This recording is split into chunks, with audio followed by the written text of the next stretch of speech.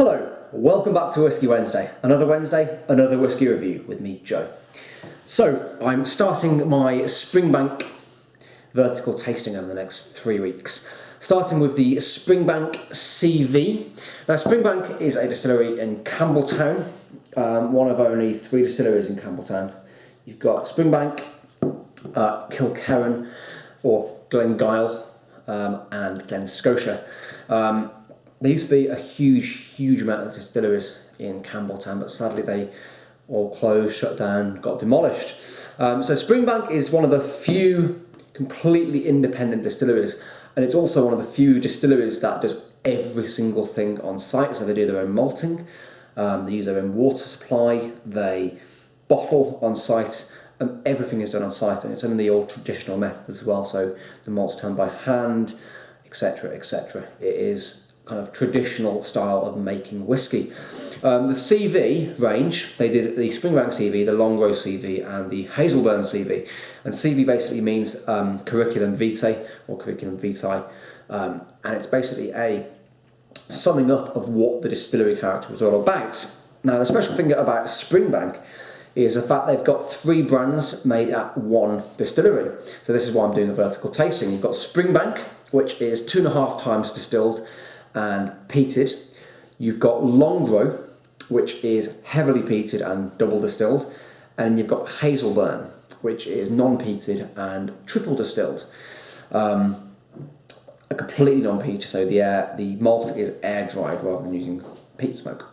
Bottled at 46%, it's non-chill filtered, and because the curriculum vitae, what they've done, it's a vatting of 7-year-old whiskey, 10-year-old whiskey, 14-year-old whiskey, and it's matured in a mixture of bourbon, sherry, and port barrels. So it's a real it's a real good example of what the distillery character is all about.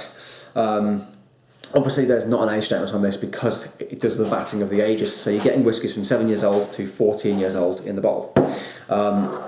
Let's give it a good nose.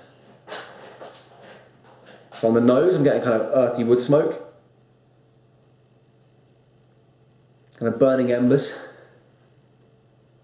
I almost get kind of a hoppiness. It kind of reminds me of a kind of hoppy beer or hoppy ale. There's a little bit of sweetness there in the form of kind of sweet coconut. Soft peat. Peat is there, but it's very kind of, it's just soft, it's in the background.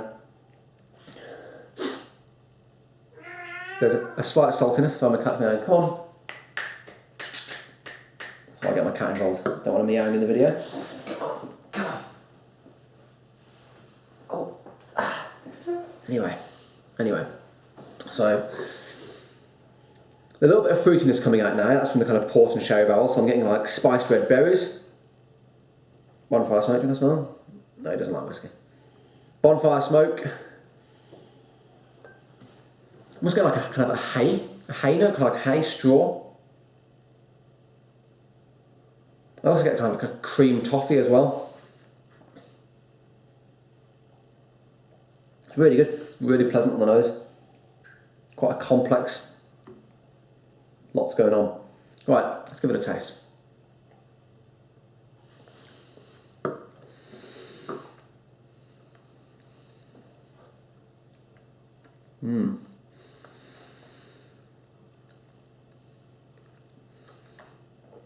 Now, I think for most people, if they tried this is what they probably think of or sum up when tasting a Scotch whiskey. It's that kind of smokiness that's kind of so often associated with Scotch whiskey. Kind of earthiness, again that kind of burning embers comes through, bonfire smoke. There's that peatiness as well, but really well balanced by a little bit of sweetness. There's that coconut note. Let's give it another taste.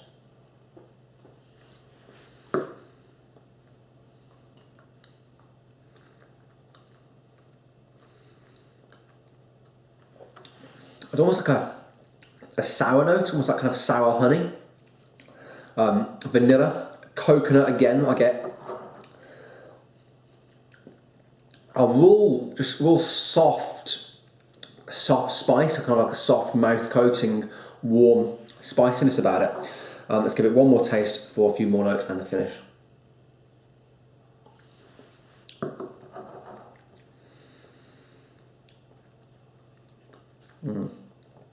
On the final taste, a more kind of coastal taste comes out, so I'm getting a little bit of seaweed. There's some sort of salty beef going on in there, so there is kind of like a meatiness present. On the finish, I get the spiced wood, peat, and that kind of chewy toffee note and bonfire smoke. Really pleasant, really pleasant. It's a solid 8 out of 10 for the Springbank CV. Now, I believe this was actually discontinued now, but it was very, very widely available a few years ago, so you could probably pick up a bottle in a local retailer or online. They do obviously a 10-year-old, they do a 10-year-old cask strength, they do a 21-year-old, which I'd love to try. They do a 25-year-old, and obviously then you've got the Longrow malts and the Hazelburn malts as well. So for the Springbank CV, it's an 8 out of 10. If you tried many Springbanks, let me know. Leave me a comment, as you guys always do. Thank you so much. I love getting the comments. And join me next week for the Hazelburn review. I'll be reviewing Hazelburn next week, I've decided. Hazelburn CV. Thanks for watching, and I will see you next week, guys. Bye-bye.